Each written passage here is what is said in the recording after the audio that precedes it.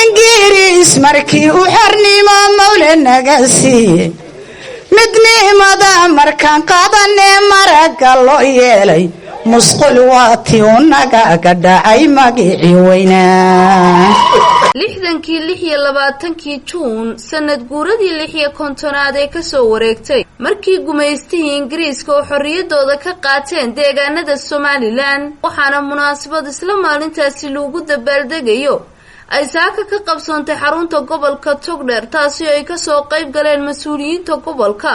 kuwa degmada saraakiisha kala duwan ee ciidamada qalabka sida ee gobolka Togdheer cuqaal salaadiin iyo dadweyne aad u tiro badan waxaana munaasabadani ugu horeyntiiba ka hadlay caaqil xisi diiriye cilmi oo isagu ahaa dadkii goobjoogayaasha ahaa maalintii calanka Ingiriiska dhulka la dhigay iyo taliyaha aaga bariye ciidamada qaranka Somaliland taliyaha qaybta booliiska iyo taliyaha asluubta ciidanka ee gobolka maalinta la taagay calankeena shantii iyo barkii galabnimo kan Ingiriiskana la rogayay ayaa waxa rogaysay qof dumar ah oo Ingiriis ah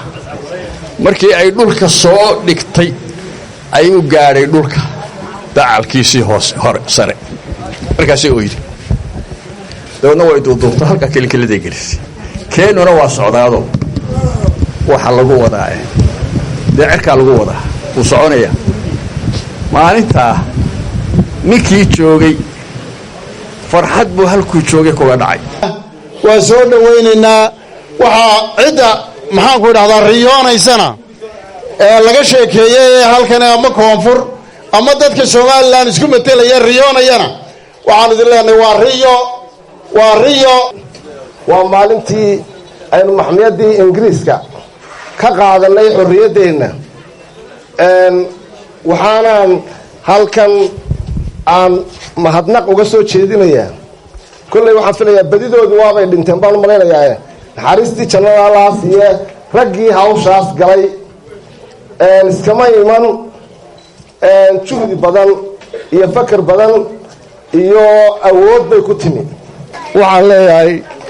waxaan abaliinay halka abaliinay madaxweynaha jamhuuriyadda Soomaaliland madaxweyne ku-xigeenka dhammaan madaxda qaranka ummadda Soomaaliyeed meel joogto guriyada jabadba waxaan leeyahay hambaliyo waxaanu leenahay dadka Soomaaliyeed tagay ee magaca Soomaaliland sheeganaya nimo metelaan hablihii baa ka yaqoqsooday heermi jiray inay xamar u heermaan laakiin waxaanu idinku tirinaynaa rag heermayo inaad tihiin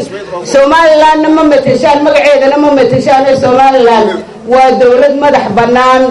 oo 18 May xorriyadeeda qaadatay Somaliland ha jirto ha adkaato cadawgeeda la jabiyo waxa iyaguna intii ay munaasabadani socotay halkaasi hadalka iska daba maray habsuugaaneed mashraxeed